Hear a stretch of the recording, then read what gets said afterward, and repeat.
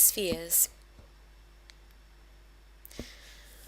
So the derivation of the formulas for the surface area and volume of a sphere are quite complex. In the booklet I've linked to 2 other YouTube videos that do a reasonable job of explaining them without delving into calculus and other more complicated concepts. But essentially they're really just formulas that you kind of need to learn. So the surface area of a sphere is 4 pi r squared, and the volume of a sphere is 4/3 pi r cubed. So it makes sense that the surface area formula involves squaring the radius and the volume formula involves cubing the radius. So try and at least differentiate between them in that way. And the volume one's a bit more complicated in that it's 4/3 rather than 4. But they are formulas that you're going to need to know. So the only defining dimension of a sphere is its radius. So that's all we have to work with in finding the surface area and the volume, the only dimension that we need. Okay, so let's have a look at 2 examples. So the surface area of a sphere with radius 8. So surface area is 4 pi r squared. Here we're told the radius is 8. 4 pi times 8 squared. So that is 4 pi times 64. 4 times 64, 4 60s are 240 and 4 4s are 16. So that is 256 pi. So the exact surface area is 256 pi centimetres squared. Now, in a subject like maths methods, if we're not actually told to give a rounded answer, we should always give an exact answer. So we would actually stop here in this question. If you, out of interest, 256 pi centimetres squared is approximately 804.25 square centimetres, but we're not asked to give a rounded value, and so we won't. Our final answer is 256 pi. Calculate the volume of a sphere with diameter of 9. So this time we need volume. Volume is 4/3 pi r cubed. Also note here we're given the diameter, not the radius. So we're going to be looking at 4/3 pi times 9 on 2 cubed. So 4/3 times pi times 9 cubed. I don't know 9 cubed off the top of my head, but I have worked it out. It is 729. Could always do, I know 9 squared is 81, and times that by 9 over here on the side. 9 ones are 9. 9 eights are 72. So 729 over 2 cubed, which is 8. Okay, forgetting that little pi in the middle for a moment, we can do some cancelling down between those 2 fractions. So we've got 4 and 8, so they're going to simplify to 1 over 2. Now 729, I know from the fact that I cubed 9 to find it, that 3 definitely goes into it. I know that it is 9 times 81, which means that it's going to be 3 times 81, which is 243. So dividing 729 by 3 gives 243.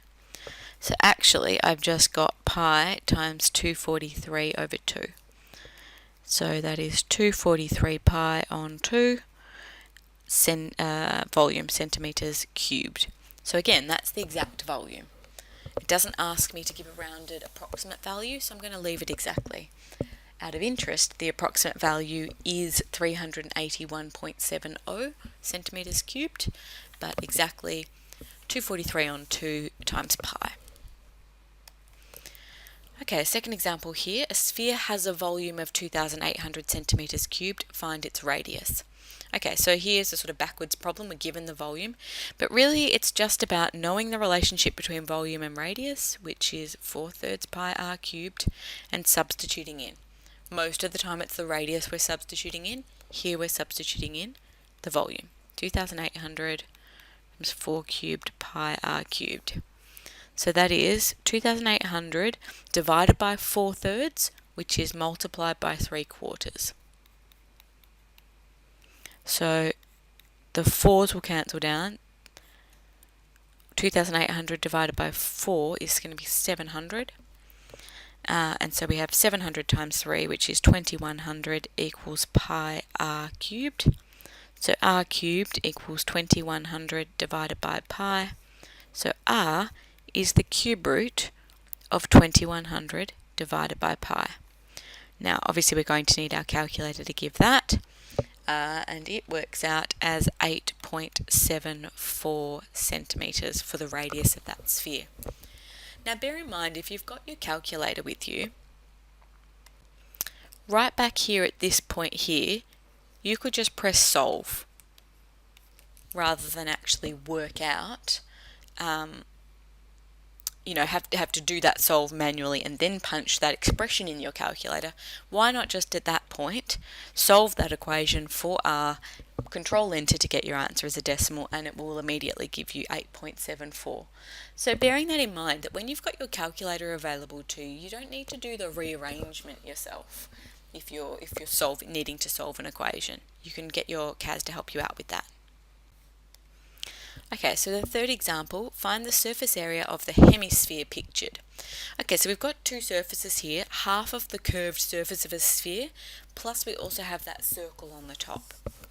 So the surface area here is going to involve the circle on the top, which is going to be pi r squared, so pi times 5 squared, plus we're going to have half times the surface area of a sphere, which is half times 4 pi r squared, so 4 times pi times 5 squared.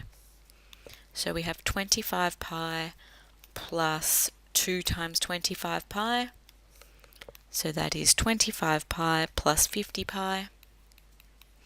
So the surface area is 75 pi centimetres squared. Again, we're not asked to give a rounded answer. Our exact surface area is 75 pi.